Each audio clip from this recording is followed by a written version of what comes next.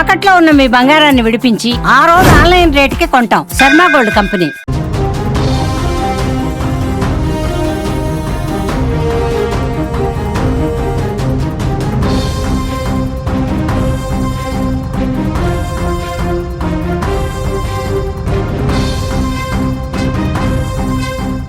పహల్గాంలో ఉగ్రదాడి ప్రతీకారానికి భారత్ సర్వం సిద్ధం చేస్తోంది. ఓవైపు పాక్ ఆర్థిక వ్యవస్థ వెన్నువిరిచేలా కార్యకలాపాలు చేపట్టిన భారత్ పక్కా వ్యూహంతో ముందుకెళ్తోంది. ఆవేశంగా పాక్ పై దాడి చేయకుండా వరుస షాక్ల మీద షాక్లు ఇస్తోంది. ఇప్పుడు అసలు సమరానికి సిద్ధమైనట్లుగా సంకేతాలు కనిపిస్తున్నాయి. పాక్ పై దాడికి కౌంటర్ మొదలైనట్టే కనిపిస్తోంది. ఈ వారంలో ఏమైనా జరగచ్చు. ప్రధాని మోదీ వరుస భేటీలు కూడా ఉత్కంఠను రేపుతున్నాయి. ఇప్పటికే త్రివిధ దళాలతో సమావేశాలు నిర్వహించిన ప్రధాని భారత సైన్యానికి పూర్తి స్వేచ్ఛనిచ్చేశారు. ఆదివారం మరోసారి వైమానిక దళ chief air chief marshal AP Singh తో సమావేశమయ్యారు. ఇద్దరి మధ్య 40 నిమిషాల పాటు సమావేశం జరిగింది. పహల్గాం ఉగ్రవాద దాడి తర్వాత వైమానిక దళం సన్నద్ధతపై చర్చించారు. సరిహద్దుల్లో వాయుసేన సన్నాహకాలను ప్రధాని ఆయనకు వివరించారు.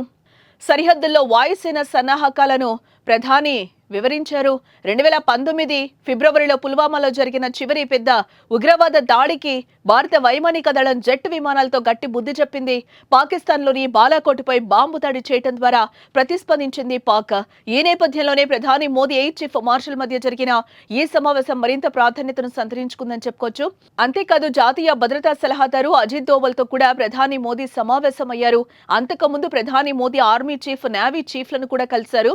జమ్మూ కాశ్మీర్ సీఎం అబ్దుల్లాతో కూడా మోదీ భేటీ అయ్యారు. జమ్మూ కాశ్మీర్లో భద్రతా పరిస్థితులపై చర్చించారు. నరేంద్ర మోదీ వరుస సమావేశాలు నిర్వహించడం కూడా కీలకంగా మారిందని చెప్పుకోవచ్చు. భద్రతా యాక్షన్ ప్లాన్ పై ఒకవైపు మోదీ, మరోవైపు రాజ్నాథ్ నేరుగా జరుపుతున్న సమీక్షలు తీవ్ర చర్చకు దారితీస్తున్నాయి. ఈ వారం మరోమారు సమావేశం జరగనున్నట్లుగా తెలుస్తోంది. ఆ సమావేశమే కీలకం. దాని తర్వాత ఏమైనా జరగచ్చు. ఈ నెల 9న జరగనున్న రష్యా విక్టరీ పరేడ్ కు కూడా మోదీ, రాజ్నాథ్ సహా భారత్ అగ్రనేతలు ఎవరూ వెళ్లటం లేదు. రష్యా టూర్ అంతా రద్దు చేసుకున్నారు.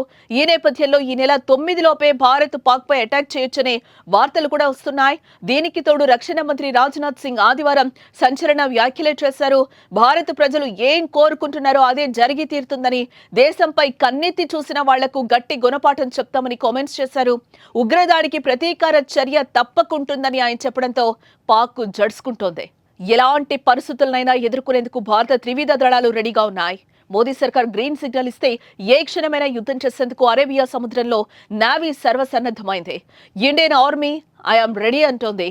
సరిహద్దులకు భారీగా భారత్ అస్త్రాలను సిద్ధం చేసింది. వాయుసేన విన్యాసాలతో పాక్ గుండెల్లో దడ పుట్టిస్తోంది. అలాగే అన్ని అణు రియాక్టర్ల వద్ద భద్రతను కట్టుదిట్టం చేయాలని ఆదేశాలు ఇచ్చారు. ఇప్పటికే మిత్ర దేశాల మద్దతును భారత్ కూడగట్టింది. పక్క దేశం ఆఫ్ఘన్తో చర్చలు జరపగా భారత్ కు తాలిబాన్లు మద్దతు పలికారు.